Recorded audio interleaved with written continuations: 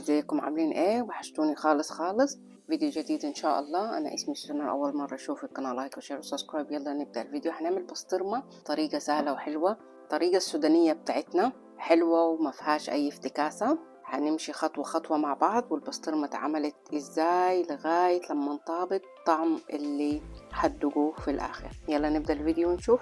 ادي معاي كده عرق بريانكو دي كيلو 300 جرام لغايه لما عشان هنحط فيها الملح وكده هتنقص. المهم انا غسلتها، صفيت الميه ونشفتها باوراق مناديل.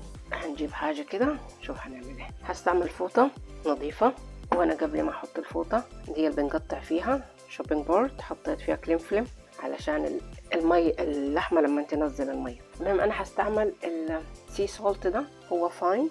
هحط، ممكن تجيبوا الخشن، هنعملها كده، هعملها كلها بالملح كده. المهم لازم تتغطى بالملح كويس عشان ما تعفنش معانا. ادي كده بعد ما عبيناها بالملح نغطيها كويس بالقماشة بتاعتنا دي نخمرها. وانا عملت دي برضو بالستريتش، وعايزه احط حاجه تقيله عشان المويه كلها تتصفى معانا، فهنخليها 24 ساعه. نحن الجو عندنا دافي شويه فهخليها في التلاجة. تمام، بس انا هخليها كده شويه وبعد كده احطها في التلاجة. المهم هنمشي خطوه خطوه، فلازم تكون حاجه تقيله عشان المويه كلها تتصفى بتاعتنا. فانا هشوف حاجه تقيله واحطها، وبعد كده نشوفكم. بعد كده بعد اللحمه بتاعتنا ما نشفت تمام، انا بس هعلقها قبل ما احط البخار. فنجيب خلة سنان او اي حاجه نقدها هنا، نعمل لها قد عشان نعلقها. تمام، وانا عندي الخيط ده نقص كده زي ما شايفه. انا هعلقها لغايه بكره، بس بعد كده احط البخارات بتاعتها بكره ان شاء الله. بس هتاكد ان هي نشفت فهعلقها بره. انا تقلتها بالميه تمام زي ما شايفين كده. ادي كده البسطرمه بتاعتنا نشفت، شفتوا؟ علقتها هنا في الستاره بتاعت المطبخ زي ما شايفين كده. دلوقتي هنعمل الخليط بتاعها. يلا بينا نشوف المحتويات. معايا توم، ده راسين ونص من التوم المهروس تمام. وهجيب معايا دي حلبة مصحونة وجاهزة. انا هحط وهشوف، يعني انا الحلبة مش عارفة هي ده 100 جرام بس خليت شوية في الكيس، فانا هخلط واشوف اذا محتاجة هحط تاني. وطبعا نحنا هنعملها بالمية يعني عشان نعملها عجين. دي الحلبة تاني هحط شوية دول، نجيب مية نفكها بالمية شوية شوية بس عشان ايه ما تعملش معانا تبقى نحنا مش عايزينها خفيفة. شوف هنا هحط البهارات اللي هحطها. دي ملعقة صغيرة من الفلفل الأسود اوكي، ودي ملعقتين كبيرة بابريكا ساكت مش مدخنة، وملعقة صغيرة من الملح عشان هي اوريدي فيها ملح فمش عايزينها تبقى مالحة. ودي ملعقة صغيرة من 7 بهارات، ودي حاجة براحتك، في ناس بتزود بهارات كتير بشوفهم، فانتي على راحتك بيزودوا كزبرة وبيزودوا حاجات.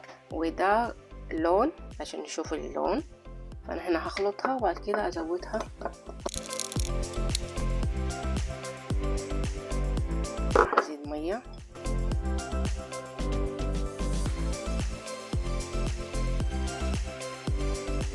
صراحة ريحتها يوب، هي اللي بنحطها في البسطرمة ريحتها حلوة شديد. وادي كده جبنا معانا اللحمة بتاعتنا. يلا هنحط هنا في اللحمة بتاعتنا. انا هنا هستعمل مية عشان ايه اخليها حلوة ملمسها حلو تمام. بس انا بوريكم يعني انا بعمل ايه بالمية مية بس مش كتير تبقى ناعمة. بعد كده اوريكم النتيجة ايه. المهم ان انتوا فهمتوا انا قصدي ايه، يعني هي عايزة حتة تتعلق وانا هعلقها بعد ما اخلص يعني في الحتة اللي وريتها لكم. ادي كده علقتها هنا عشان ايه اعملها كلها تكون مظبوطة. مية خفيفة في يدينا مش نغرق يدينا مية، وتكون البسطرمة بتاعنا كلها تغلفت بالتغليفة الحلوة دي. ادي كده شايفة معانا بقيت ازاي كلها غطيناها اللحمة داير ما يدور كويس، شايفة كده. وهعلقها فوق يعني نقول هتاخد معانا مثلا اسبوع اقل لغاية لما تنشف، يعني دي كلها تنشف كده. تمام. وهندوق مع بعض ونشوف.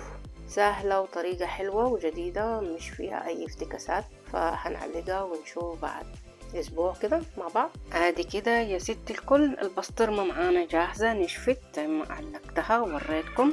انا دي عملتها يوم الاثنين، حطيت الخليط بتاعها، والنهارده الخميس، فما خدتش اسبوع ولا اسبوعين ولا 10 ايام، فهي كده جاهزة. نقطع ونشوف مع بعض. هنقطع كده ونشوف.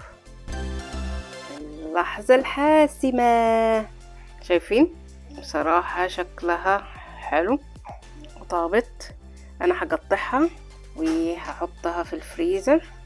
نقطع كده نشوف. طبعا بتتقطع شرايح رفيعة ادي كده. اقول لكمش على الريحة، ندوق كده نشوف. حلوة. الملح اللي انا حطيته مش مالحة، يعني مظبوطة. طبعا بتكون احلى بالبيض، فهنعمل بيض مع بعض ونشوف. ادي كده معاي طوة على النار، هنعمل بسطرمة من اللي عملناها بالبيض. هي صباح هسه. هجيب بس سمنة. انا قطعت البسطرمة بالطريقة دي، قطعها بالطريقة اللي انتي تحبيها. جبت البيض ضربته شوكة عادي كده. البيض بتاعنا طاب وانا قلبته بالناحية التانية. ندوق. انا عملتها براطة او ممكن بالعيش البلدي، اي عيش يعني. طبعا انا حطيت حتة فلفل بس مع البيض، مفيش اي ملح لان هي اصلا مالحة. حلوة ملحها مظبوط. اتمنى تجربوا الطريقة دي. المهم ده كان الفيديو بتاع البسطرمة بتاعتنا. اتمنى لو عجبتكم ان انتوا تجربوها لغاية لما نلتقي فيديو جديد ان شاء الله.